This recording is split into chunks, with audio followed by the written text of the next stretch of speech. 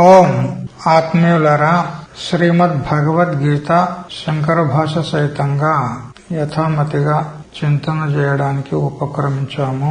ప్రథమాధ్యాయము పూర్తిగా మరియు రెండో అధ్యాయంలో 10 శ్లోకాల పర్యంతం శ్రీ జగద్గురు శంకరాచార్యుల వారు భాష్యం రాయలేదు. అయినా కూడా అనేక మంది మహాత్ములు టీకలు రాశారు కాబట్టి వారి యొక్క టీకలను ఆధారంగా చేసుకుని మనము యథామతిగా చింతన చేయాలి. నిన్న మనము రెండో శ్లోకాన్ని చదువుకున్నాం. దృష్ట్వాతు పాండవానీకం వ్యూఢం దుర్యోధనస్తదా ఆచార్యముపసంగమ్య రాజా వచనమబ్రవీత్. శ్లోకంలో దుర్యోధన రాజు పాండవుల యొక్క సైన్యాన్ని చూసి దృష్టద్యుమ్నుని చేత వ్యూహాకారంగా రచింపబడినటువంటి పాండవ సైన్యాన్ని చూసి ఆచార్యులైనటువంటి ద్రోణులను సమీపించి పలికెను అని చెప్పబడింది. ఏమి చెప్పినాడు అది 3వ శ్లోకం ద్వారా తెలుస్తుంది. అయితే ఇక్కడ దుర్యోధనుడు అంటే మనం చెప్పుకున్నాం, అంటే దుర్భావనయ అర్థాత్ అధర్మేణ యుధ్యతే యహ సహ దుర్యోధన. దుర్భావన చేత, కపటం చేత, మోసం చేత యుద్ధం చేసేవాడు దుర్యోధనుడు. మరియు సంశయవాన్ కూడా. అందువల్ల సంశయగ్రస్తుడయ్యి కపట యుద్ధం చేసేటువంటి దుర్యోధనుడు ద్రోణాచార్యుడైనటువంటి ఆచార్యుల దగ్గరికి వచ్చినాడు. వచనము అనే శబ్దం చేత మౌఖికమేవ వచనం నతో వాస్తవికం అంతఃకరణ స్థితాం వక్తి ఇది వచనం. ఏదో పైకి మాత్రమే చెప్తున్నాడు గాని అంతఃకరణములో ఉన్నటువంటి భావాన్ని మాత్రము వ్యక్తం చేయడం లేదు. అంతఃకరణలో వేరే ఉంది భావన, పైకి మాత్రం వేరుగా మాట్లాడుతున్నాడు. దీనికి వచనం అంటారు, మౌఖిక వచనం. ఇక రాజా అంటే వర్తమానంలో ధృతరాష్ట్రుడు రాజుగా ఉన్నా ముఖ్యంగా అధికారం అంతా కూడా దుర్యోధనుడే చలాయిస్తున్నాడు కాబట్టి ధృతరాష్ట్రునికి ఉపసమ్మతిని, సాంత్వన, ఊరట చేకూర్చుటకై సంజయుడు దుర్యోధనుని రాజా అని సంబోధించాడు. మరి రాజనీతి కుశలుడు కూడా కాబట్టి దుర్యోధనునికి రాజా అని సంబోధన చేయడం జరిగింది. రాజా వచనమబ్రవీత్ అనే ఈ శబ్దాన్ని మనము కొంచెము వ్యాకరణ రీత్యా సవర్ణ దీర్ఘ సంధిని గనక జోడించి చెప్పినట్లయితే రాజా ప్లస్ అవచనం అబ్రవీత్. రాజు అయినటువంటి దుర్యోధనుడు అవచనం పలికినాడు ద్రోణాచార్యులతో. అవచనం అంటే మాట్లాడకూడని వచనం. ద్రోణాచార్యులైనటువంటి గురువుల చేత ఏ వచనం పలకకూడదో అది పలికినాడు. మనకు తెలుస్తుంది 3వ శ్లోకం ద్వారా అతడు ఏ అవచనం పలికినాడు. ఎందుకంటే ద్రోణాచార్యుడు బ్రాహ్మణ కులమునకు చెందినటువంటి వాడు. అయినా కూడా దుర్యోధనుని యొక్క ఉప్పు పప్పు తిన్నాడు కాబట్టి బ్రాహ్మణుడై ఉండి కూడా యుద్ధరంగంలో క్షత్రియ ధర్మాన్ని స్వీకరించి యుద్ధం చేయడానికి వచ్చినాడు. మరియు ఎల్లప్పుడూ కౌరవుల యొక్క, పాండవుల యొక్క, ఇద్దరి యొక్క క్షేమాన్ని కోరేటువంటి వాడు ఆచార్యుడు. అటువంటి వాణి యందు సంశయం ఏర్పడింది. ఎవరికి? దుర్యోధనుని. ఏర్పడి ఆ ద్రోణాచార్యుని దగ్గరికి వచ్చి అనకూడని మాటలు అంటాడు. కోటు మాటలు, గుప్తమైనటువంటి మాటలు అంటాడు. 3వ శ్లోకం ద్వారా మనకు తెలుస్తుంది. ద్రోణాచార్యుని దగ్గరికి వచ్చాడు. ఆచార్యుడు అంటే ఎవరికంటారు? ద్రోణుడంటే ఏమిటి? ఆ శబ్దార్థం కూడా తెలుసుకోవాల్సి ఉంది.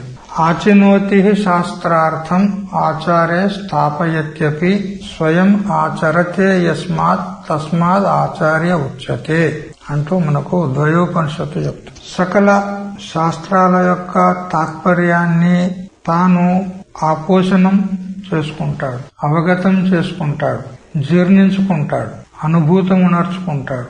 మరియు తాను శాస్త్రార్థాన్ని ఏ విధంగా తెలుసుకున్నాడో, అనుభూతం ఉనర్చుకున్నాడో అదే విధంగా తనను ఆశ్రయించినటువంటి శిష్యులను, భక్తులను కూడా అదే శాస్త్రోక్త మార్గంలో నడిపిస్తాడు. మరియు తాను స్వయంగా ఆచరిస్తూ ఇతరులను ఆచరణలో పెడతాడు కాబట్టి అతనికి ఆచార్యుడు. ఆచరణలో ఉండి ఆచరణలో తనను ఆశ్రయించిన వారిని పెట్టేవాడు ఆచార్యుడు. అటువంటి ఆచార్య లక్షణము ద్రోణాచార్యంలో ఉంది. తన శిష్యులను అందరిని కూడా శాస్త్రోక్త మార్గంలో నడిపించేవాడు. కానీ దుర్యోధనాదులు నడిచేవారు కాదు. అది ఆచరణ దోషం కాదు. ఇది శాస్త్రం ఇట్లా చెప్తుంది, ఇగో ఇది నీతి, ఇది ధర్మము అని అన్ని చెప్పేవాడు. కానీ మరి దుర్యోధనుడు వింటేనా? పని సంస్కారం, దుష్ట సంస్కారం. మరి పాండవులైతే చక్కగా గురువు చెప్పినట్టు ఆచరించేవారు, నడుచుకునేవారు, విద్యలన్నీ కూడా నేర్చుకునేవారు. సరే, గురువు చెప్పినట్టు నడుచుకుంటలేదంటే అది గురువు దోషం కాదు, శిష్యుని దోషం. కానీ ఆచారం యొక్క లక్షణం మాత్రం ఈ విధంగా ఉంటుంది. మరి ద్రోణ అంటే ఏమర్థం దాన్ని? ద్రోణ అంటే భేదభావ రహిత, పక్షపాత రహిత అని అర్థం. ఏ శిష్యుని యందు కూడా భేదభావం ఉండదు. అంటే ఈ శిష్యుడు మంచివాడు, ఈ శిష్యుడు మంచివాడు కాదు అనేటువంటి భేదభావం ఉండదు. మరి విద్య బోధించేటప్పుడు కూడా నాకు ప్రియమైనటువంటి వానికి విద్యను చక్కగా చెప్తాను, మిగతా వాళ్లకు అంతగా ఉన్నట్టుగా చెప్పను అనేటువంటి భేదభావం, పక్షపాతం ఉండదు. అది ద్రోణ శబ్దానికి అర్థం. వాస్తవంగా ద్రోణం అంటే ఒక దొప్ప లేదా ఒక కులపాత్ర, సేరు అని అంటుండ్రి పూర్వకాలంలో. సేరు, తవ్వ, మానుకలు అని అంటుండ్రి. ద్రోణం అంటే మాపకం, కులపాత్ర, కులసేరు. అయితే ఆ కులసేరు యొక్క స్వభావం ఏమిటి అని అంటే, ఆ ద్రోణం యొక్క స్వభావం ఏంటంటే, మనం పూర్వకాలంలో ధాన్యాన్ని కొలుచుకునే వాళ్ళం, ధాన్యాన్ని మాపకం చేసేవారం. జొన్నలు, గోధుమలు, మరి ఇంకా అనేకమైనటువంటి ధాన్యాలను మనం కొలుచుకునే వాళ్ళం. అయితే ఆ ధాన్యాన్ని అందులో పోసి మనం కొలుచుకునేటప్పుడు దానిలో ఎంత ధాన్యము నిక్షిప్తమయ్యేందుకు అవకాశం ఉందో అంతనే ధాన్యాన్ని అది గ్రహించేది, మళ్ళా అంతనే ధాన్యాన్ని అది మనకు మళ్ళీ ఇచ్చేది. ఎక్కువ తక్కువ చేసి ఇచ్చేది కాదు ఆ కులపాత్ర. దానిలో ఎంత సరిపడుతుందో అంత ధాన్యాన్ని తీసుకుంటుంది. ఆ ధాన్యాన్ని అంతనే మనకు మాపకం అంటే కొలత చేసి ఇచ్చేది. ఇది షేరు, ఇది 2 షేర్లు, 3 షేర్లు, ఇట్లా. దాని ఎక్క తక్క అనేది చేసే స్వభావం దానిలో లేదు.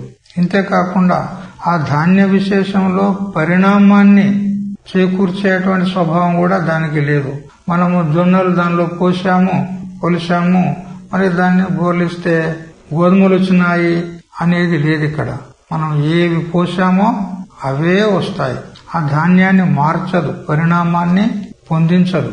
అట్లే గురువు కూడా, ద్రోణాచార్యుడు కూడా ఏ శిష్యుని యందు కూడా భేదభావం ఉంచేవాడు కాదు, పక్షపాతం ఉంచేవాడు కాదు. మరి అనేక మంది శిష్యులు గురువు దగ్గర అధ్యయనం చేస్తారు. ఇప్పుడు ఇక్కడే ప్రత్యక్షంగా కౌరవులు 100 మంది, పాండవులు 5 మంది, మరి దుష్టద్యుమ్నుడు, వీళ్ళందరూ కూడా అధ్యయనం చేసేవారు. అందరికి సమానంగానే విలువిద్యను బోధించినాడు, యుద్ధ నీతిని బోధించినాడు. మరి అందులో దుర్యోధనాదులు సరి అయిన విద్యను నేర్చుకోలేదు. అర్జునుడు మాత్రం ఉన్నట్టుగా యథాతథంగా రాత్రులందు కూడా అభ్యాసం చేసేవాడంట, శస్త్రాభ్యాసం. అంత పట్టుదలతో నేర్చుకున్నాడు. మరి వారికి కూడా అదే విద్యను బోధించినాడు. కౌరవులకు కూడా, అర్జునుడు కూడా అదే బోధించినాడు. కానీ అర్జునుడు అతడు ధనుర్ధారి అయినాడు, మిగతా వాళ్ళు కాలేదు. మరి ఇందులో గురువు యొక్క దోషం అంటారా? గురువు అయితే యథాతథంగా బోధించినాడు, అతనిలో పక్షపాతం లేదు, భేదభావం లేదు. మరి ఆ శిష్యుల్లో కొందరు ఉత్తీర్ణులు అవుతారు, కొందరు ఉత్తీర్ణులు కారు. గురువు యొక్క దోషం అంటారా? అంటే శిష్యులను మార్పించేటువంటి స్వభావం లేదు గురువులో. మారేది స్వయంగా శిష్యులు. ఎందుకంటే భగవంతుడే మనకు ముందు చెప్తాడు ఇక్కడనే భగవద్గీతలో, ఉద్ధరేద ఆత్మనాత్మానం ఆత్మానం అవసాదయేత్ అన్నాడు. ఎవరికి వారే ఉద్ధరించుకోవాలి. ఇప్పుడు ఒక వైద్యుడు ఔషధము ప్రయోగం చేస్తాడు. ఆ ఔషధాన్ని సేవించేది రోగి, పథ్యాన్ని పాలించేది రోగి. మరి తానే పథ్యాన్ని పాలించకపోతే, ఆ రోగము నయం కాకపోతే వైద్యుని దోషం అంటారా? కాదు. వైద్యుడు సరి అయినటువంటి ఔషధాన్ని ఇచ్చినాడు, కానీ పథ్యాన్ని పాలించలేదు. మరి ఇప్పుడు ఎవడు ఉద్ధరించుకోవాలి ఆ రోగం నుంచి? వాడే స్వయంగా. అదే విధంగా గురువులు విద్యను బోధిస్తూ ఉంటారు, కానీ ఎవడు ఉద్ధరించబడతాడు, ఎవడు ఉద్ధరించబడడు అనేది గురువు మీద అవలంబనమై లేదు, గురువు మీద ఆధారపడి లేదు. ఎవరు ఉద్ధరించుకోవాలి? శిష్యులు స్వయంగా. అందుకని శిష్యులు సంస్కారవంతులై ఉండాలి.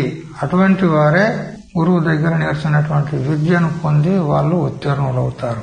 ఆచార్యాది విద్యా విదిత సాధిష్టం ప్రాపత్ ఆచార్యవాన్ పురుషో వేద అని మనకు చాందోగ్యోపనిషత్తు చెప్తుంది.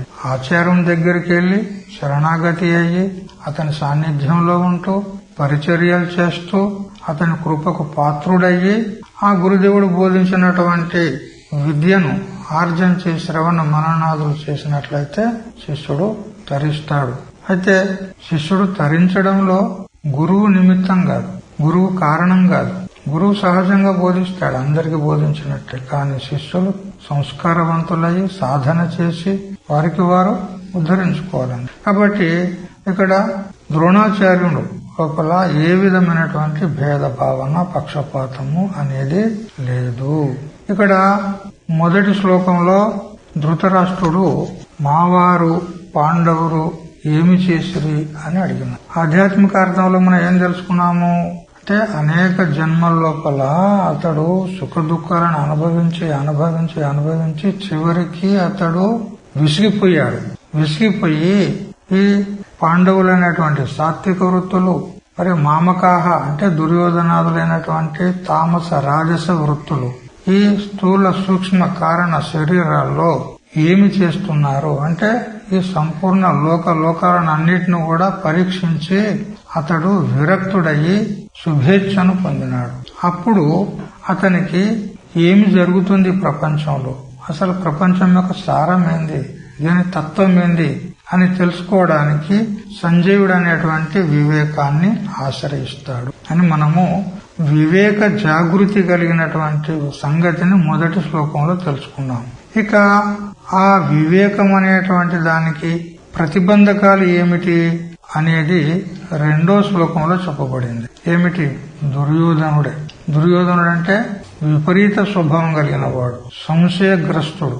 అంటే ఇక్కడ వివేకానికి లేదా ఆత్మజ్ఞానానికి ప్రతిబంధకము సంశయము, విపరీత భావన, దుర్భావన. మరి అది ఎలా నివృత్తి అవుతుంది అంటే మనం గురువులనే ఆశ్రయించాలి, ఆచార్యులనే ఆశ్రయించాలి. తద్విజ్ఞానార్థం సహ గురుమేవ అభిగచ్చేత్ అని శృతిమాత చెప్పిన ప్రకారంగా ఈ రెండో శ్లోకంలో ఆ దుర్యోధనుడు అంటే సంశయ విపరీత భావనలు కలిగినటువంటి వాడు ఏం చేశాడు? ఆచార్యముపసంగమ్య ఆచార్యులను చేరుకున్నాడు. కాబట్టి ఇది మనకు ఆధ్యాత్మికంగా శాస్త్రం చెప్పినటువంటి పద్ధతిలో సంశయ విపరీత భావనలు కలిగినటువంటి వాడు ఆచార్యును చేరుకోవాలి అనేటువంటి శాస్త్ర నియమాన్ని సూచించినట్లయింది. సరే, ఈ రెండో శ్లోకము ఇంతటితో ఉపసంహారం అయింది. ఇప్పుడు మూడో శ్లోకం నుంచి చూద్దాము. మూడో శ్లోకం నుంచి 12వ శ్లోకం దగ్గర ఈ మొత్తం శ్లోకాలన్నీ కూడా దుర్యోధను ద్వారా చెప్పబడుతున్నాయి. అయితే భగవద్గీతలో మనకు భగవంతుడు చెప్పినప్పుడు శ్రీ భగవాను వాచ అని మనకు వినపడుతుంది. అర్జునుడు మాట్లాడితే అర్జున ఉవాచ అని వినపడుతుంది. సంజయుడు చెప్పితే సంజయ ఉవాచ అని వినపడుతుంది. మరి ఇక్కడ మూడో శ్లోకం నుంచి 12వ శ్లోకం దగ్గర దుర్యోధనుడు మాట్లాడినాడు. మరి ఇక్కడ దుర్యోధన ఉవాచ అని పెట్టాలి కదా. వ్యాస భగవానుడు దుర్యోధన ఉవాచ అని పెట్టాలి కదా ఇక్కడ, అంటే పెట్టలేదు. ఎందుకు పెట్టలేదు అని అంటే ఆ దుర్మార్గుని పేరు తీసుకొని దుర్యోధన ఉవాచ అని పెట్టి మన బుద్ధిని ఎందుకు పాడు చేసుకోవాలి, మన అంతఃకరణాన్ని ఎందుకు కలుషితం చేసుకోవాలి? ఎందుకంటే వాడిని గుర్తు చేసుకోగానే మనకు కూడా ఒక రకమైన వాని పట్ల ఒక హేయభావం ఏర్పడుతుంది. వాడిని గుర్తు చేసుకోగానే మనకు కూడా ఒక రకమైన వాడా అన్నట్లుగా ఒక హేయ భావన ఏర్పడుతుంది. మరి మన అంతఃకరణం పాడైనట్టే కదా, మన అంతఃకరణాన్ని విక్షిప్తం చేసుకున్నాడే కదా. అందుకని వాని పేరు తీసుకునేది లేదంటాడు. మరి అట్లా పాపాత్ముని యొక్క పేరు తీసుకోకూడదు అనేటువంటి నియమమే గనుక ఉంటే మరి శుభమా అంటూ భగవద్గీత తెరవగానే ఆ అందుని యొక్క దర్శనం అవుతుంది కదా. ధృతరాష్ట్ర ఉవాచ అని మరి అక్కడ వ్యాస భగవానుడు అతన్ని ఎందుకు పెట్టినాడు ధృతరాష్ట్ర ఉవాచ అని? వాడు కూడా అటువంటి వాడే కదా. వాడు కూడా దుర్యోధనుడి తండ్రి. కారణగుణః కార్యానువర్తంతే అని చెప్పినట్లు ఈ వస్త్రం యొక్క ఏ తంతువులు ఉన్నాయో వస్త్రానికి కారణమైనటువంటి తంతువులు, పోగుల్లో ఉన్నటువంటి రంగే కదా వస్త్రంలో వచ్చేది. అంటే కారణంలో ఉన్న గుణము కార్యంలో వస్తుంది. అట్లా దుర్యోధనలో ఈ దుర్గుణాలు ఉన్నాయనంటే ఎక్కడి నుంచి వచ్చినాయి? అవి కారణం ధృతరాష్ట్రం నుంచే వచ్చినాయి కదా. వాని బుద్ధి గట్లే ఉంది. మరి వాణ్ణి ఎందుకు స్మరించండు వ్యాస భగవానుడు? ధృతరాష్ట్ర ఉవాచ అని అంటే అక్కడ మలయాళ స్వామిలో అన్నారు, వాని పేరు తీసుకున్నది ఎక్కువైంది, మళ్ళీ ఈ దుర్మార్గుని పేరు ఎందుకు తీసుకోవాలి అని వ్యాస భగవానుడు మౌనంగా ఉన్నాడు. వాని పేరు తీసుకోలేదు. కాకపోతే వాడు చెప్పిన విషయాలను సంజయుని ద్వారా ధృతరాష్ట్రునికి వివరిస్తున్నాడు అని ఇట్లా కొంతమంది మహాత్ములు అనేక రకాలుగా విచారం చేసినారు. సరే, అది మనకు ముఖ్యమైన విషయం కాదు. మనకు విషయం ఏమిటి? గ్రంథాధ్యయనం. గ్రంథం ద్వారా మనం ఏం నేర్చుకోవాలి? భగవద్గీత యొక్క ముఖ్య తాత్పర్యం ఏంది? జ్ఞాననిష్ట. జ్ఞాననిష్ట ద్వారా మోక్షం యొక్క ప్రాప్తిని చేసుకునేదే ఇది ముఖ్య లక్ష్యం. కాబట్టి అడిదికు మనది లక్ష్యం ఉండాలి. ఇవి కొన్ని అవాంతర విషయాలు వస్తాయి, అవి గౌనములు. సరే, ఇప్పుడు 3వ శ్లోకం చదవండి. పశ్యైతాం పాండుపుత్రాణాం ఆచార్య మహతీం చమూం వ్యూఢాం ద్రుపదపుత్రేణ తవ శిష్యేన ధీమతా. హే ఆచార్య అని ఆచార్యుని సంబోధిస్తూ, తవ శిష్యేన ధీమత ద్రుపదపుత్రేణ, నీ శిష్యుడైనటువంటి బుద్ధిమంతుడైనటువంటి ద్రుపదుని యొక్క కుమారుడైనటువంటి దృష్టద్యుమ్నుని చేత వ్యూఢాం అంటే వ్యూహాకారంగా రచింపబడినటువంటి సైన్యము యుద్ధానికి సిద్ధంగా నిలబడింది. మరియు ఆ సైన్యం ఎటువంటిది? మహతీం అంటే చాలా గొప్పదైనది అంటాడు. ఎవరిది ఆ సైన్యం? పాండుపుత్రాణం, పాండురాజు యొక్క పుత్రుల సైన్యం, ధర్మరాజాదుల యొక్క సైన్యం. ఏతాం ఆ సైన్యాన్ని పశ్య అంటే చూడు అని ఆచార్యులతో అంటున్నాడు. ఇది శ్లోకం యొక్క స్థూలార్థం. ఇప్పుడు దానికి మనము శ్రీ మధుసూదని టీకా చూద్దాం. ఏతాం అత్యాసన్నత్వేన భవద్ విధానపి మహానుభావాన్ అవగణయ్య భయశూన్యత్వేన స్థితాం పాండుపుత్రాణాం చమూం మహతీం అనేక అక్షౌహిణి సహితత్వేన దుర్నిర్వారాం పశ్య అపరోక్షి పురు అన్నాడు. మన ఎదుట నిలబడినటువంటి పాండుపుత్రుల యొక్క సైన్యం ఏదైతే ఉందో అది మీబోటి వారి మహాత్ములను అవహేళన చేస్తూ, అవజ్ఞ చేస్తూ, తిరస్కరిస్తూ భయశూన్యులయ్యి వారి యొక్క సైన్యము అనేక అక్షౌణులతో కూడుకున్నటువంటి వారి దుర్నివారమైనటువంటి సైన్యాన్ని పశ్య చూడు అన్నాడు. ఇక్కడ పశ్య అంటే ఇది ప్రార్థనాయాం లోట్ అన్నాడు. ఇక్కడ పశ్య పశ్యతాత్ పశ్యతం పశ్యత అని ఈ విధంగా నడుస్తుంది. అంటే ఇక్కడ ఆ సైన్యాన్ని చూసినటువంటి దుర్యోధనుడు ద్రోణాచార్యునికి ఆ పాండవుల పట్ల అవజ్ఞ అంటే ఒక హేయభావం కలిగి, పౌరుషం కలిగి వాళ్లను ఓడించాలి, వాళ్ళతో యుద్ధం చేసి వాళ్ళను పరాజితులను చేయాలి అనేటువంటి ఉద్దేశంతో వచ్చినాడు. వాస్తవంగా దుర్యోధనునికి పాండవ సైన్యాన్ని చూస్తే భయం కలిగింది. ఆ భయపడి తనను రక్షించుకోవడానికి ఆచార్యుల దగ్గరికి పరిగెత్తుకుంటూ వచ్చాడు. అయితే తన భయాన్ని కప్పిపెట్టి మరియు తన లోన ఉన్నటువంటి కాపట్యాన్ని వ్యక్తం చేయకుండా గుప్తమైనటువంటి మాటలతో ద్రోణాచార్యంతో అంటున్నాడు, చూడు ఆ సైన్యము మీలాంటి ఆచార్యులను మహాత్ములను కూడా అవజ్ఞ, అవహేళన, అవమానించినట్టుగా వచ్చి నిలబడింది చూడు అంటాడు. అహం శిష్య త్వం ఆచార్యం ప్రార్థయే ఇత్యాహ, నేను మీ శిష్యులను ప్రార్థిస్తున్నాను అని నక్క వినయాన్ని చూపెడుతున్నాడు అన్నమాట. హృదయపూర్వకంగా కాదు. దృష్ట్వాచ తత్కృతాం అవజ్ఞాం స్వయమేవ జ్ఞాస్యసి ఇది. హే ఆచార్య, చూడు వారి యొక్క దౌష్ట్యము, వారి యొక్క అవజ్ఞ మిమ్మల్ని ఏ విధంగా అవమానపరిచినట్టుగా మీకు ఎదురుగా నిలబడి మీతోనే యుద్ధం చేయడానికి వచ్చి నిలబడింది చూడు అని అంటున్నాడు. అయితే దుర్యోధనుడు వాస్తవంగా ఎక్కువ సైన్యం కలవాడు. 11 అక్షోహిణుల సైన్యము దుర్యోధనుదైతే 7 అక్షోహిణుల సైన్యము పాండవులది. అయినా గాని అనేక అక్షోహిణి సహితత్వేన దుర్నివారం అన్నాడు. అనేక అక్షోహిణుల సైన్యంతో దుర్నివారమైనటువంటి సైన్యంతో వచ్చినారు పాండవులు. నీ ఎదురుగా నీతో యుద్ధం చేసి నిన్నే అవమానపరచడానికి వచ్చి నిలబడ్డారు అంటున్నాడు. ఇక్కడ అనేక అక్షోహిణుల సైన్యము అని వాని ముఖంతోని దుర్నివారమైనటువంటి దాన్ని ఎదిరించడానికి రానటువంటి సైన్యం అని స్వయంగా వాడు చెప్తూ ఉన్నాడంటే వానికి భయం ఉన్నట్టు తెలుస్తుందా లేదా? ఎందుకంటే వాని సైన్యమే ఎక్కువ ఉంది వాస్తవంగా. కానీ పాండవుల సైన్యం చాలా గొప్పది, దుర్నివారము, ఎదిరించరానిది అని అంటున్నాడంటే వానిలోన కంపనం లేచింది, భయం లేచింది. అది స్పష్టమవుతుంది దీని ద్వారా. వాడు పైకి చెప్పకున్నా ఆ మాటల ద్వారానే తెలుస్తుంది. వారి సైన్యాన్ని చూస్తే మిమ్మల్ని అవజ్ఞ చేసినట్టుగా మీకే తెలుస్తుంది అంటున్నాడు. అప్పుడు ద్రోణాచార్యుడైతే నోరు విప్పలేదు. కానీ ద్రోణాచార్యుని వైపు నుంచి ఈ విధమైనటువంటి సమాధానం వస్తుందేమో అని ఊహించి దుర్యోధనుడే అంటున్నాడు. ఏమనంటే, నన్ను తదీయ అవజ్ఞ సోడవ్యా ఏవ అస్మాభిః ప్రతికర్తం అశక్యత్వాద్ ఇది ఆశంక్య.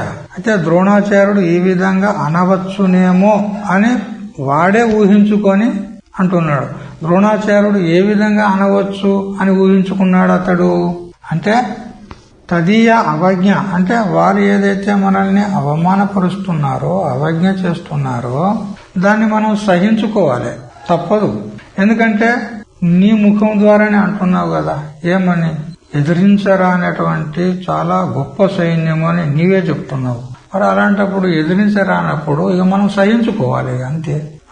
ప్రతికర్తం అశక్యత్వాత్, వారిని ఎదిరించేది అసంభవం కాబట్టి వారు చూపేటువంటి అవజ్ఞ అవమానాన్ని మనం భరించాలి అని ఒకవేళ ద్రోణాచార్యుడు అనవచ్చు అని వాడే ఊహించుకున్నాడు. ఊహించుకొని తన్ నిరసనం తవ సుకరమేవా ఇత్యాహ. అంత గొప్ప సైన్యమైనా కూడా దాన్ని నిరసించుటకు, దాన్ని ఎదిరించుటకు నీకు సులభ సాధ్యమే అని అంటున్నాడు. ఏమని? వ్యూఢాం తవ శిష్యేన ఇతి, నీ శిష్యుడైనటువంటి దృష్టద్యుమ్నుని చేత వ్యూహాకారంగా రచింపబడినటువంటి ఆ సైన్యాన్ని గెలవడానికి నీకు పెద్ద కష్టం కాదు. అంటే ఒకవైపు ఆ ద్రోణాచార్యుణ్ణి ప్రోత్సహిస్తున్నాడు, ఒకవైపు నిందిస్తున్నాడు కూడా. నీ శిష్యుడు అని ఇట్లా పొడుస్తున్నాడు. అంటే వీడు కదా అతని శిష్యుడు. దుర్యోధనుడు కూడా ద్రోణాచార్యుని యొక్క శిష్యుడే కదా.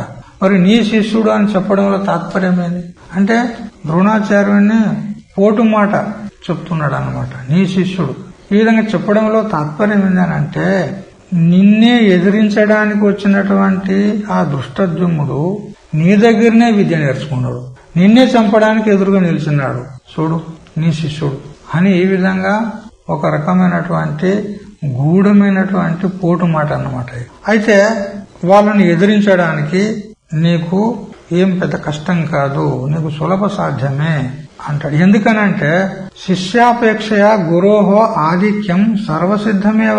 శిష్యుని యొక్క అపేక్ష చేత గురువు యందు ఎక్కువ సామర్థ్యం ఉంటది. ఎందుకనంటే శిష్యుడు ఎంత నేర్చుకున్నా గాని, గురువు దగ్గర విద్యను మొత్తం నేర్చుకున్నా గాని గురువు కంటే అధిగమించి పోలేడు శిష్యుడు ఎప్పుడు కూడా.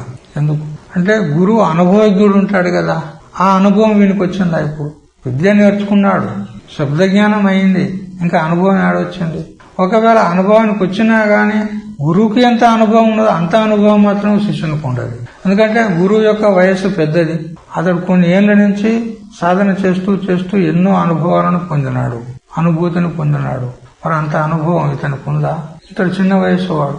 అందుకని ఎంత విచారం చేసినా ఎంత చెప్పుకున్నా శిష్యుడు గురువు కంటే తక్కువనే. అందుకని ఆ దృష్టద్యుమ్నుని చేత రచింపబడినటువంటి ఆ సైన్యమును నువ్వు అవలీలంగా ఓడించగలవు అని ఈ అభిప్రాయంతో అంటాడు. వ్యూఢాంతో దృష్టద్యుమ్నేన ఇది అనుక్త చూడు ఆ దుర్యోధనుని యొక్క కపట బుద్ధి మనకు కనపడుతుంది. చూడు, దుష్టద్యుమ్నుని చేత రచింపబడినటువంటి సైన్యము అని ఏ విధంగా చెప్పకుండా ద్రుపద పుత్రేన తవ శిష్యేన అన్నాడు.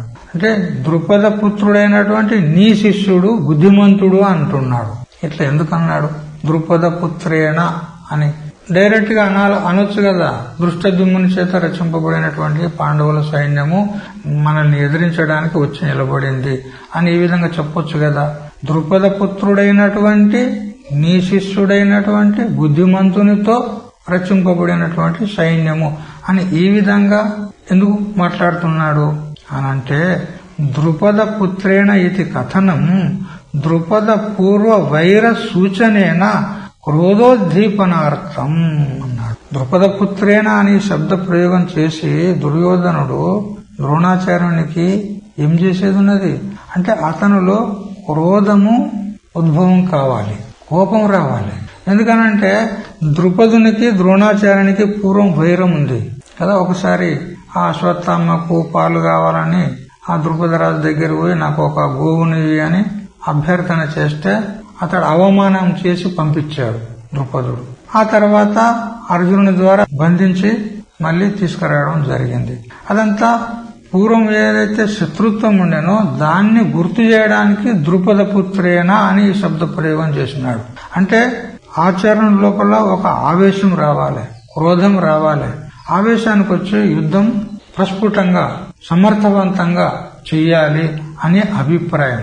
ఇట్లెందుకు మాట్లాడుతున్నాడు అనంటే, ద్రోణాచార్యునికి పాండవుల యందు మక్కువ ఎక్కువ, ప్రీతి ఎక్కువ.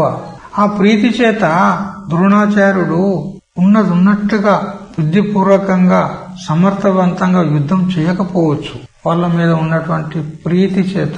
ఇప్పుడు ఇతన్ని క్రోధోదిక్తుల్ని చేసినాం అనుకో, అప్పుడు యుద్ధం చేస్తాడు బాగా ద్రోణాచార్యుడు అని ఈ భావన చేత ద్రుపద పుత్రేణ అని శబ్ద ప్రయోగం చేసినాడు. మరి బుద్ధిమంతుడు అనే శబ్ద ప్రయోగం చేసినాడు ఎందుకు అంటే, ధీమత ఇది పదం అనుపేక్షణీయత్వ సూచనార్థం. బుద్ధిమంతుడు అనేటువంటి పదాన్ని ఎందుకు పెట్టాడంటే, ఇది ఉపేక్షణీయము కాదు ఈ శబ్దము. అంటే దుష్టద్యుమ్నుని ఉపేక్ష చేయొద్దు. ఎందుకనంటే అతడు ద్రుపద పుత్రుడు, ద్రుపదుడు నీకు శత్రువు. ఆ ద్రుపదుడు నిన్ను చంపాలని యజ్ఞం చేసి పొందినటువంటి వాడు, యజ్ఞం నుండి పుట్టినటువంటి వాడు. ద్రౌపది మరి దుష్టద్యుమ్నుడు ఇద్దరు. అంటే నీ చావు కోసం పుట్టినోడు వాడు. మరి వాడిని ఉపేక్ష చేయవచ్చా? నీ మృత్యువు వాడు. చివరికి అతనితోనే కదా ద్రోణాచార్యుడు చనిపోయింది, దుష్టద్యుమ్నునితోనే. నీ మృత్యు ఉన్నాడు, మరి అతన్ని ఉపేక్ష చేయకూడదు సుమా అని ద్రోణాచార్యునికి ఒక ఆవేశం, ఒక క్రోధం ఉత్పన్నం కావాలనే ఉద్దేశంతో ఇటువంటి గూఢ శబ్దాలను ప్రయోగం చేస్తున్నాడు దుర్యోధనుడు. ఎందుకంటే వాడు రాజనీతి కుశలుడు దుర్యోధనుడు. ద్రుపద పుత్రుడని మరియు బుద్ధిమంతుడని ఈ విధంగా శబ్ద ప్రయోగాలు చేస్తున్నాడు. అన్యచ్చ ఇంతేకాకుండా హే పాండుపుత్రాణం ఆచార్య. ఇప్పుడు శ్లోకంలో పశ్యేతాం పాండుపుత్రాణం ఆచార్య మహతీంచము అన్నాడు. హే ఆచార్య అని ఆచార్య శబ్దాన్ని సంబోధనలో ప్రయోగం చేసినాం. ఇంత దగ్గర మనం సంబోధిస్తూ ఆ పాండుపుత్రుడు యొక్క సైన్యాన్ని చూడు అన్నాడు. అయితే ఇప్పుడు శబ్దాన్ని మనం ఏం చేయాలంటే, పాండుపుత్రాణం ఆచార్య అంటే పాండుపుత్రులు అంటే పాండవుల యొక్క ఆచార్యుడవైనటువంటి అంటున్నాడు ఇక్కడ. ఇట్లా మనం అర్థం చేస్తామనుకో. ఆచార్య శబ్దాన్ని పాండుపుత్రులకు జోడిస్తే, హే పాండుపుత్రాణం ఆచార్య నతు మమ. ఓ పాండుపుత్రుల యొక్క ఆచార్యుడా అంటే ఏమన్నట్టు, నా ఆచార్యుని కాదు అన్నట్లయింది, నా గురువు కాదన్నట్లయింది ఇక్కడ. చూడు ఎంత దుర్మార్గుడు వాడు. చూడు గురువుతో ఏ విధంగా మాట్లాడాలో ఆ సరణి, ఆ పద్ధతి తెలుసా వీనికి? తెలుసు, కానీ ఆచరించడు. కావాలని తన యొక్క దుష్టబుద్ధిని పోనీయకుండా వెగటు మాటలు మాట్లాడుతున్నాడు, గుహ్యమైన పోటు మాటలు మాట్లాడుతున్నాడు. ఇట్లా అనవచ్చా? పాండుపుత్రుల యొక్క గురువు అయ్యా నువ్వు, నా గురువు కాదంటే మరి ఇంత దగ్గర ఎవరి దగ్గర విద్య నేర్చుకున్నాడు వీడు దుర్యోధనుడు? ఆయన దగ్గరనే కదా. మరి పాండుపుత్రుల గురువు అనంటే ఏమన్నట్టు ఇక్కడ? ఇది అతని యొక్క దౌష్ట్యం, దుర్యోధను యొక్క దుష్ప్రవర్తన, ఈ మాటల ద్వారా మనకు తెలుస్తుంది. నతు మమ అంటే నా గురువు కాదు, పాండుపుత్రుల యొక్క గురువు. ఎందుకనంటే స్నేహాతిశయాత్ వాళ్ళ యందు నీకు స్నేహం అధికముంది, మక్కువ అధికముంది, ప్రీతి అధికముంది, అందుకని వాళ్ళ గురువే నువ్వు అని ఈ విధంగా వెగటు మాటలు మాట్లాడుతున్నాడు. ద్రుపద పుత్రేణ తవ శిష్యేన ఇతి, ద్రుపద పుత్రుడైనటువంటి నీ శిష్యుడైనటువంటి బుద్ధిమంతుడైనటువంటి అని ఇట్లాంటి గోప్యమైనటువంటి శబ్దాలు ఎందుకు ప్రయోగం చేస్తున్నాడంటే త్వద్వదార్థం ఉత్పన్న అపి. చూడు, అతడు నిన్ను చంపడానికే ఉత్పన్నమైండు.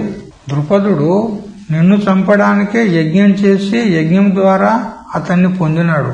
అంటే నీ చావు కోసమే పుట్టిండు దృష్టద్యుమ్నుడు. అది నీకు తెలుసు. వీడు నా మృత్యు అని తెలిసి కూడా నువ్వేం చేసినావు? త్వయా అధ్యాపిత, నా మృత్యు అని తెలిసి కూడా నీవే స్వయంగా వానికి విద్య నేర్పినవు. నీ ద్వారానే విద్య నేర్చుకున్నాడు, నువ్వే విద్య నేర్పినావని అంటే నువ్వెంత బుద్ధిమంతుడవు అంటున్నాడు. తవ మౌఢ్యమేవా, ఇది నీ యొక్క మూర్ఖత్వం అంటాడు. నీ మృత్యు అని తెలిసి కూడా వానికి విద్య నేర్పినవంటే నీ మూర్ఖత్వం కాదు అని ద్రుపదుణ్ణి ఇట్లా పొడుస్తున్నాడు దుర్యోధనుడు ద్రోణాచార్యుణ్ణి పొడుస్తున్నాడు, ఇట్లా పోటు మాటలు మాట్లాడుతున్నాడు. ఎందుకంటే నీ మృత్యు అని కూడా తెలుసు నీకు, అయినా గాని వానికి నువ్వు విద్య నేర్పినవంటే నీ మూర్ఖత్వం కాదు అని ఇట్లా ఎటువంటి శబ్దాలు ప్రయోగం చేస్తున్నాడు. చూడు, మమ అనర్థ కారణం ఇది సూచయతి, పోనీ నువ్వు విద్య నేర్పితేవి కాక, కానీ నాకొచ్చింది కదా చిక్కు నీ ద్వారా. ఎందుకంటే వానికి విద్య నేర్పి ఇప్పుడు యుద్ధంలో వాడిని నిలబెట్టినావు. వాడు నాకు ప్రతిపక్షంగా నిలబడి నాతో యుద్ధం చేయడానికి, నన్ను పరాజితుని చేయడానికి వచ్చి నిలబడ్డాడు. ఇప్పుడు ముప్పు నాకు వచ్చింది కదా నీ వల్ల. వానికి విద్య నేర్పితే పో, కానీ ఇప్పుడు నాకు ఆపత్తి వచ్చింది వాని వల్ల. అంటే ఈ ఆపత్తి కారణం నువ్వే. నువ్వు వానికి విద్య నేర్పకపోతే వాడు నా ఎదురుగా నిలబడినా ఈ రోజు నాకు అనర్థానికి కారణమైంది కదా వాడు అంటాడు. శత్రోహో తవ సకాశాత్ తద్ వదోపాయభూత విద్యా గృహీత ఇది తస్య ధీమత్వం. అందుకని శత్రువైనటువంటి వాడు నీ ద్వారానే విద్య నేర్చుకొని ఆ విద్యతోని నిన్నే చంపడానికి వచ్చిండు. వాడు బుద్ధిమంతుడు. చూడు ఎంత బుద్ధిమంతుడు, గురువునే చంపడానికి వచ్చి నిలబడ్డాడు. ఎంత బుద్ధిమంతుడు వాడు. నువ్వెంత మూర్ఖుని, వానికి విద్య నేర్పినవు అని ఇట్లా అనరాని మాటలు అంటున్నాడు. అందుకే దుర్యోధనుడు అంటే దుర్బుద్ధి, దుర్భావనయా యుధ్యతి ఇది దుర్బుద్ధి. అతః ఏవ తచ్చము దర్శనేన ఆనంద తవయేవ. అందుకని ఆ సైన్యాన్ని చూస్తే నీకు ఆనందం కలగవచ్చు. ఎందుకనంటే నా దగ్గర విద్య నేర్చుకున్నటువంటి అర్జునుడు మొదలైనటువంటి పాండవులందరూ కూడా వాళ్ళు ఈ రోజు యుద్ధరంగంలో నిలబడి నాకే ఎదురుగా నిలబడి యుద్ధం చేయడానికి సన్నద్ధులైనారంటే గురువు అయినటువంటి నీకు సంతోషం కలగొచ్చు. అంతే కదా. ఇప్పుడు ఏ తండ్రికైనా గాని కుమారుడు తండ్రి కంటే కూడా తీసిపోయిండు, ముందుకు పోయిండు అని అంటే తండ్రికి సంతోషమా కాదా? తండ్రికి సంతోషమే. అరే నాకంటే గొప్పవాడైన నా కుమారుడు అని తండ్రికి సంతోషం అవుతుంది. అట్లా గురువు కూడా, గురువు నా దగ్గర వీడు విద్య నేర్చుకొని నాకంటే గొప్పవాడైండు అనేటువంటి ఒక గర్వం అతనిలో వస్తుంది, ఒక అభిమానం వస్తుంది, ఒక ఆనందం వస్తుంది. నాకంటే గొప్పవాడైండు కదా అంటే ఇతడు ఎవరి శిష్యుడు అంటే ఫలానా వాని శిష్యుడు అంటే కీర్తి ఎవరికి వస్తుంది? నాకే వస్తుంది కదా అని సంతోషపడతాడు. పైగా ద్రోణాచార్యులు ఒక సద్గుణం ఏమిటంటే ద్రోణాచార్యుడు విలువిద్యను మొత్తము అర్జునునికి నేర్పిన తర్వాత, అర్జున నువ్వు నాతోని సమానుడవైనవు, నా దగ్గర ఉన్న విద్యను మొత్తం నీకు ఏమి కూడా మిగిల్చకుండా నేర్పిన నువ్వు నేర్చుకున్నావు, ఉత్తీర్ణుడవైనావు. ఇప్పుడు నువ్వు నాతోని సమానుడవైనావు, కానీ నాకంటే గొప్పవాడు కాలే.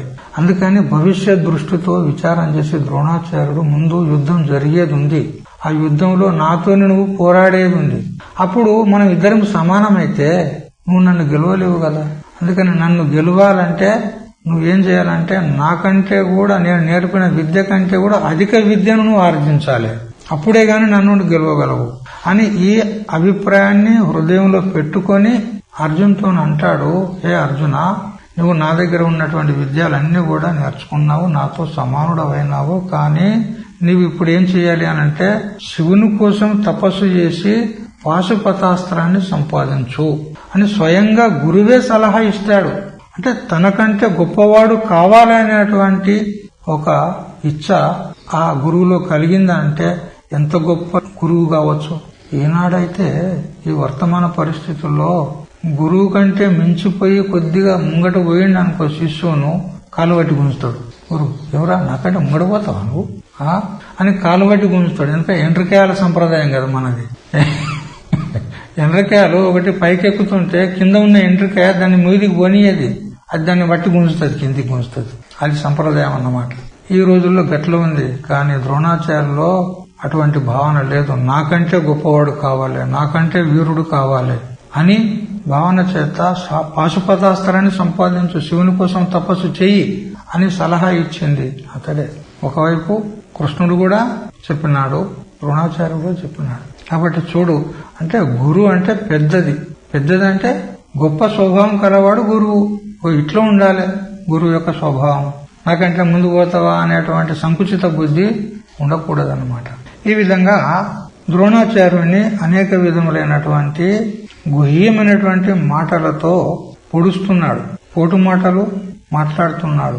అయితే ఈ పాండవుల యొక్క సైన్యాన్ని చూసి నీకు ఆనందం కలిగితే కలగొచ్చు, కానీ నా అన్యస్య కస్యచిదపి యం ప్రతి ఇయం ప్రదర్శనీయా ఇది త్వమేవ ఏతాం పశ్య ఆచార్యం ప్రతి తత్ సైన్యం ప్రదర్శయన్ నిగూఢం ద్వేషం ద్యోతయతి.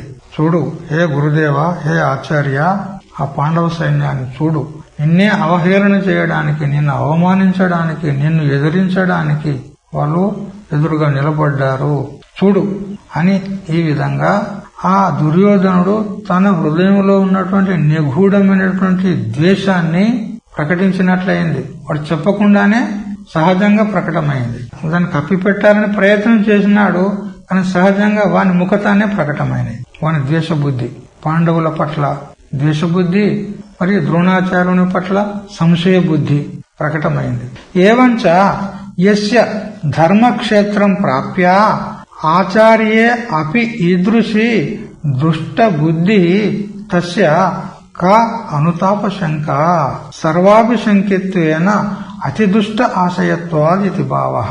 చూడు, ఈ దుర్యోధనుడు యుద్ధరంగంలోకి రాక ముందుకు హస్తినాపురంలో ఎన్నో దుర్మార్గం పనులు చేశాడు. అవన్నీ కూడా సర్వవిదితం. పాండవులను చంపాలని ఎన్ని ప్రయత్నాలు చేసినాడు. ఆఖరికి రాజ్యాన్ని లాక్కోవడానికి కపటమును పూని శకుని ముందు పెట్టుకుని వాడు జూదమాడి రాజ్యాన్ని అపహరించాడు. ఇన్ని దుర్మార్గం పనులు చేసినాడు. చివరికి యుద్ధ భూమిలోకి వచ్చిన తర్వాత కూడా ఆచార్యుని దగ్గరకు వచ్చి అది కూడా ఈ కపటం మాటలు మాట్లాడుతున్నాడంటే వాడు చేసినటువంటి పాపాలకు ప్రాయశ్చిత్తం ఉందా అంటున్నాడు. అంటే సర్వాభిశంకిత్వేన అతిదుష్ట ఆశయత్వాత్, వాడు ఏ విధంగా కూడా వాడు ఉద్ధరించబడేటువంటి ఆశనే లేదు. ఎందుకు? అత్యంత దుష్టబుద్ధి కలిగినటువంటి వాడు. కాబట్టి ఈ యుద్ధరంగంలోకి వచ్చి ఆచార్యుని ఎదుట నిలబడి కూడా ఇటువంటి దుష్టమైనటువంటి వాక్కులు ప్రయోగం చేస్తున్నాడంటే వాడు ఎంతటి దుష్టుడో చూడండి, ఎంతటి దుర్మార్గుడో చూడండి. వాడు చేసినటువంటి పాపాలకు ప్రాయశ్చిత్తం ఉందా? లేదు. దీని ద్వారా వాని యొక్క దుష్టత్వం మనకు ప్రకటమైంది అంటాడు. ఈ విధంగా 3వ శ్లోకం యొక్క వ్యాఖ్యానం మధుసూదని టీకా ద్వారా తెలుసుకున్నాం. ఇప్పుడు కించిత్ విశేషం చూద్దాము ఈ శ్లోకంలో. ఇక్కడ ఆచార్యుడు ద్రోణాచార్యుడు మౌనంగా ఉండిపోయినాడు. దుర్యోధనుడు ఈ విధంగా మాట్లాడుతుంటే ప్రతివచనం చెప్పలే, సమాధానం చెప్పలే, మౌనంగా ఉండిపోయినాడు. ఇదే ఆచార్యుని యొక్క లక్షణము అంటాడు. ఎందుకనంటే దుర్యోధనుడు ఎన్ని మాటలు మాట్లాడినా గాని సాక్షి భావాన్ని ఆశ్రయించి అలా ఉన్నాడు. అంతే, వింటూ ఉన్నాడు, కానీ ప్రతివచనం మాట్లాడడం లేదు, ప్రత్యుత్తరం ఇయ్యలేదు, సాక్షి రూపంలో ఉన్నాడు. ఇది ఆచార్యుని యొక్క లక్షణం. సాక్షిభావం చేత ఉండడం ఇది ఆచార్యుని యొక్క లక్షణం. ఎందుకనంటే మన అంతఃకరణంలో అనేకమైనటువంటి సంకల్పాలు, వికల్పాలు, కామక్రోధాదులు, సుఖ దుఃఖాలు ఏవేవో కలుగుతూ ఉంటాయి, వస్తూ ఉంటాయి. కానీ వాటితో తాదాత్మ్యాన్ని పొంది వాటికి వివశుడు కాకుండా వాటికి తటస్థంగా ఉండి సాక్షిభావం చేత చూస్తాడు. ఇది ఆచార్య యొక్క లక్ష్యం. ఏ విధంగా దుర్యోధనుడు మాట్లాడుతుంటే సాక్షిభావంలో ఉండి చూశాడు కదా, అట్లా ఆచార్యుడు కూడా, ఇది ఆచార్య యొక్క లక్షణం. అంతఃకరణంలో, ఈ శరీరంలో అనేకమైనటువంటి అలజడులు లేస్తూ ఉంటాయి, అయినా గాని సాక్షిభావం చేత తటస్థంగా ఉండి చూస్తూ ఉంటాడు. ఇది సాక్షిభావం అనేది ఒక లక్షణం ఆచార్యునికి. మరియు అభయ పద ప్రాప్తి, ఇది రెండో లక్షణం. సాక్షిభావం అనేది ఒక లక్షణం, అభయ పద ప్రాప్తి అనేది ఇది రెండో లక్షణం. ఎందుకనంటే దృష్టద్యుమ్నుడు తన మృత్యువని తెలిసి కూడా అతనికి విద్యను ప్రదానం చేసినాడు. మరి ఇప్పుడు ద్రోణాచార్యునికి మృత్యు భయం ఉన్నట్ట? లేదు. అతడు మృత్యు ఉన్నాడని తెలుసు, అయినా గాని అతనికే విద్య నేర్పినాడు. అంటే మృత్యుభయం ఉన్నట్ట? మృత్యు భయం లేదు ద్రోణాచార్యునికి. అభయపద ప్రాప్తి, ఇది ఆచార్యుని యొక్క రెండో లక్షణం. నిర్భయ స్థితి, అది అన్నమాట. మరియు నిష్పక్షత, ఇది మూడో లక్షణం. ఎటువంటి పక్షపాత భావం లేదు అతనికి, ఎటువంటి భేదభావం లేదు. కౌరవులన్నా పాండవులన్నా ఇద్దరూ సమానమే. ఇద్దరి యొక్క మేలును కోరేవాడు, ఏ పక్షాన్ని అతడు వహించేవాడు కాదు. నిష్పక్షత అనేది ఆచార్యుని యొక్క మూడో లక్షణం. మరొకటి సహిష్ణుత, ఓర్పు, సహనశీలత, తితిక్ష, ఇది ఆచార్యుని యొక్క లక్షణం. ఎందుకంటే బ్రాహ్మణుడు కావున క్షమాశీలత్వం అతనిలో ఉంది. మరియు దుర్యోధనుని చేత అవచనం ఉచ్చరింపబడినప్పటికీ కూడా, అవచనం అంటే ఆచార్యులతో మాట్లాడకూడనటువంటి మాటలు మాట్లాడినాడు. నువ్వు మూర్ఖుని అన్నాడు. దుష్టద్యుమ్నునికి వాడు మృత్యువని తెలిసి కూడా నువ్వు విద్యను నేర్పినావంటే నీ యొక్క మూర్ఖత్వం అన్నాడు. ఈ శబ్దం ప్రయోగం చేయవచ్చా? చేయకూడదు. ఆ గుహ్యమైన శబ్దాల్లో ఇట్లాంటి అర్థాలు ఉన్నాయి అక్కడ. ద్రుపదపుత్రేన ధీమత తవ శిష్యేన అన్నాడు. ఈ గూఢ శబ్దాల్లో ఇట్లాంటి అర్థాలు, మరి ఇటువంటి మాటలు మాట్లాడొచ్చా? అయినా గాని సహించుకొని ఉన్నాడు ద్రోణాచార్యుడు. ఇది ఆచార్యుని యొక్క లక్షణం. ప్రతిక్రియ జరగలేదు ఆచార్యంలో. నువ్వు ఇట్లెందుకు అంటున్నావు అని అనలే, మౌనంగా ఉన్నాడు, ఒక్క మాట కూడా మాట్లాడలేదు. ఇక సమత్వ బుద్ధి అనేది ఐదవ లక్షణం. సాక్షిభావము 1, అభయపద ప్రాప్తి 2, నిష్పక్షత 3, సహిష్ణుత 4, సమత్వ బుద్ధి, తటస్థ బుద్ధి, ఇది 5వ లక్షణం. ఆ ద్రోణాచార్యునికి దుర్యోధనుని యొక్క అపజయము వైపు లక్ష్యం లేదు, పాండవుల యొక్క జయము వైపు లక్ష్యం లేదు. అతడు తటస్థంగా ఉండి నేను దుర్యోధనుని యొక్క ఉప్పు పప్పు తిన్నాను కాబట్టి యుద్ధం చెయ్యాలి అనే ఈ భావంతోనే వచ్చినాడు గాని, నేను దుర్యోధనునికి విజయమును చేకూర్చాలని గాని, పాండవులకు అపజయం చేకూర్చాలని గాని ఈ భావంతో రాలే. ఈ జయాపజయాలతో సంబంధం లేదు అతనికి, తటస్థంగా ఉన్నాడంతే. ఇది సమత్వ బుద్ధి, జ్ఞాని యొక్క లక్షణం, ఆచార్యుని యొక్క లక్షణం. మరొకటి గంభీరత, 6వ లక్షణం. ఇన్ని మాటలు మాట్లాడినా గాని ద్రోణాచార్యుని యొక్క ముఖంలో ఏ విధమైనటువంటి మార్పు రాలేదు, పరిణామం రాలేదు. గంభీరంగా ఉన్నాడు. చెప్పు నాయనా, చెప్పు, నీ హృదయంలో ఏమే ఉన్నది చెప్పు అని గంభీరంగా ఉన్నాడే గాని నువ్వు ఇట్టెట్లా మాట్లాడుతున్నావు అంటే నా మీద నీకు విశ్వాసం లేదా అని ఈ మాట అనలే. అంతే కదా, విశ్వాసం లేకనే కదా సందేహంతోనే వచ్చినాడు. నా మీద విశ్వాసం లేదా అని తిరుగా అనలే, గంభీరంగా అట్లే ఉన్నాడు. ఇది ఆచార్యుని ఒక లక్షణం. అందుకని ఇట్టి లక్షణములు గలవాడే ఆచార్య పదవికి యోగ్యుడు, అర్హుడు. ఆ లక్షణం ద్రోణాచార్యులో ఉంది. ఇటువంటి ఆచార్యుని ఏ శిష్యుడైతే ఆచరిస్తాడో అతడే బ్రహ్మతత్వాన్ని తెలుసుకొనగలుగుతాడు. అందుకని శిష్యుడైనటువంటి వాడు ఇటువంటి లక్షణాలు కలిగిన వాడిని వెతికి పట్టుకోవాలి, శోధించి ఆశ్రయించాలి. అప్పుడే అతని యొక్క కళ్యాణము అవుతుంది. ఇంకా మనకు ముండకోపనిషత్తు అయితే చెప్పింది శ్రోత్రియుడు బ్రహ్మనిష్ఠుడు ఉండాలని. మరి ఇంకా ఉపదేశ సహస్రలో శ్రీ శంకరాచార్యుల వారు గద్య భాగంలో ఆచార్యుని యొక్క లక్షణాలు అనేకం చెప్పినాడు. అట్లా జిజ్ఞాస ఉన్న వాళ్ళు చూసుకోవచ్చు అని ఈ విధంగా చెప్తూ, పాండుపుత్రాణం యూఢం మహతీం చమూం. దుర్యోధనుడు ఏమన్నాడు?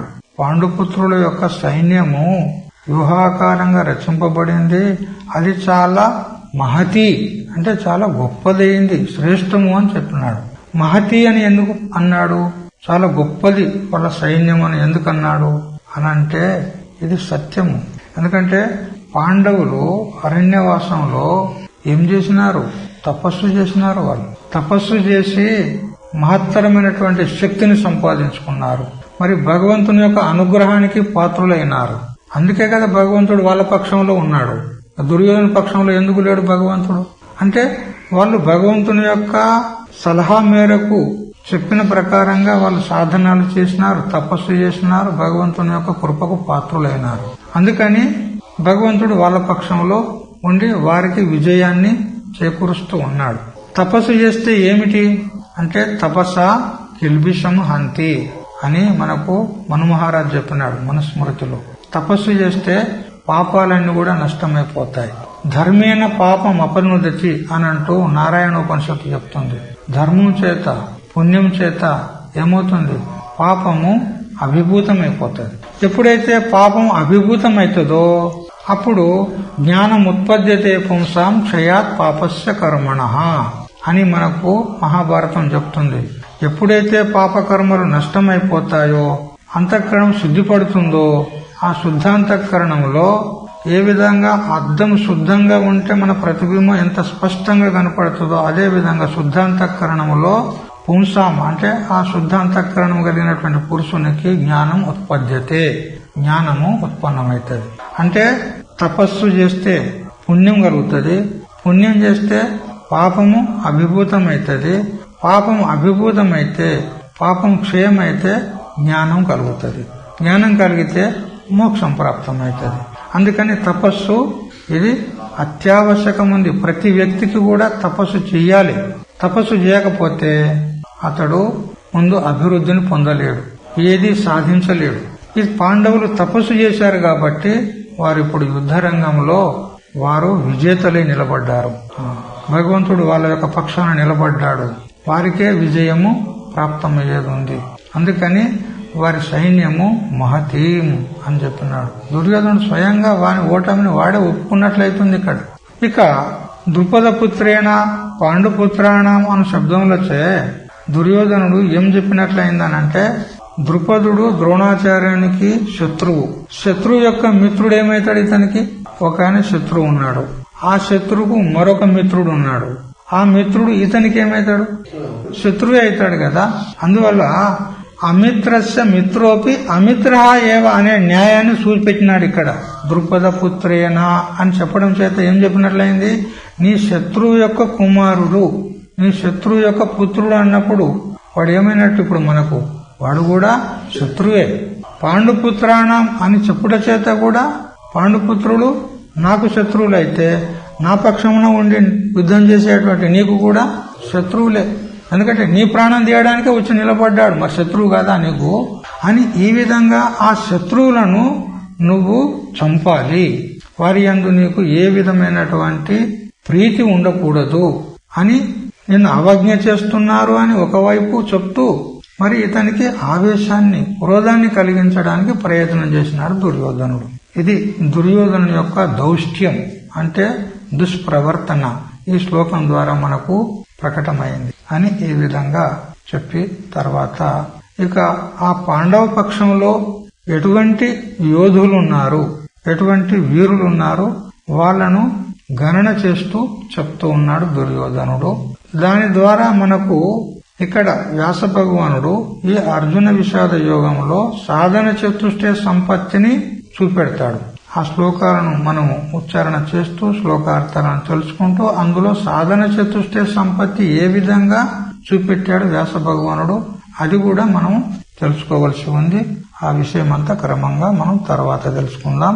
హరి ఓం తత్సత్.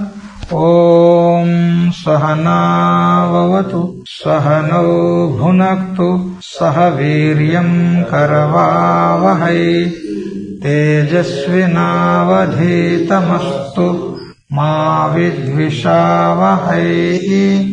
ఓం శాంతి శాంతి శాంతి.